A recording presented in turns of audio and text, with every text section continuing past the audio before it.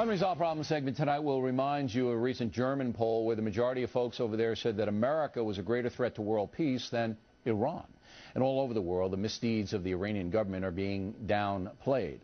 With us now is Iran-born Nazanin Afshin-Jam, a former Miss Canada, who is campaigning to stop the execution of children in Iran. You don't even know about this campaign until you swung through New York this week.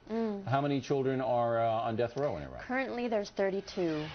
And we've started a campaign, StopChildExecutions.com, where we put the profiles and the stories of each of these individuals.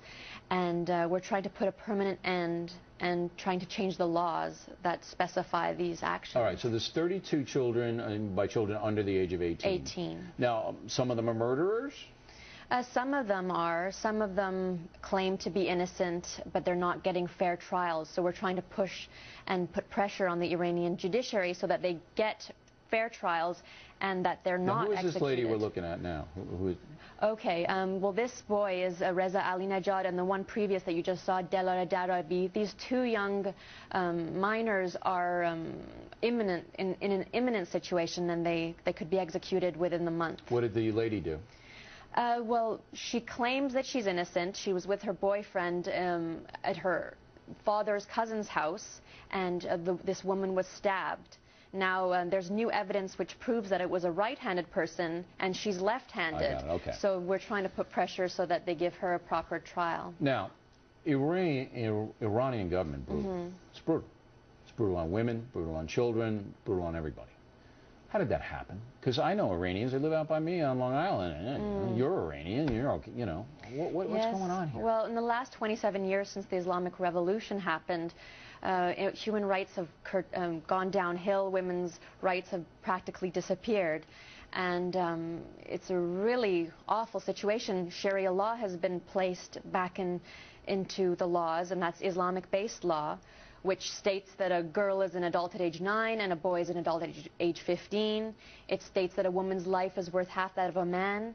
And so you can imagine the kind of repercussions that follow suit. What is it worth the government to impose this kind of draconian society on the Iranian people? Why do they do it? It's power. They use religion as an excuse, as a power tool to control the people. I mean, even bloggers, you're noticing now, are being arrested and tortured and sometimes killed with forced confessions because of just standing up and talking about democracy and talking about freedom. Nobody has any rights in Iran. It's a police state. Yes. You step out of line, they're going to take you away, just like the song says. Yes. Do you believe, you know, this German poll, did you hear that German poll? No, the German poll. Yeah, the United States is more of a threat to world peace than Iran. You know, that all over the world, that's a perception. You know, that the Iranian government, again, was separating the government and the people. Not that bad. These guys are not that bad. What do you say to that?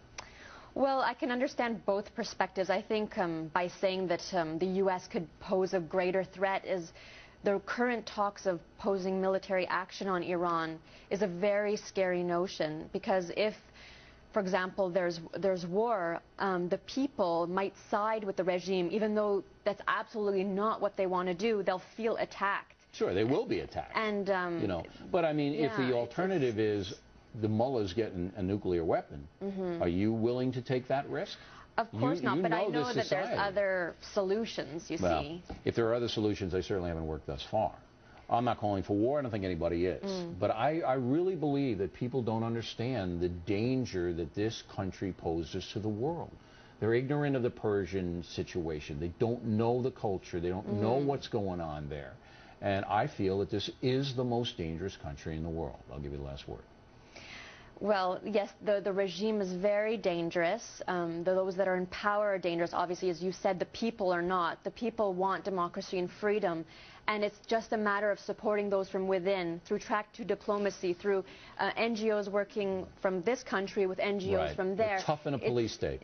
Very tough in a police state. It is, but it's possible, and we've seen it with the Otpor Revolution, with the Rose Revolution, with the Velvet Revolution, when the students come together and unite. I hope it happens. I know it's going to happen. I sing it in my song. Listen, someday we'll find a way. I hope it does. For the world's sake, for your sake and everybody else, I hope the Iranian people can get these guys out of there, but they are truly a menace to the whole world. Nice to meet you, Ms. Jam. Thanks for taking the time.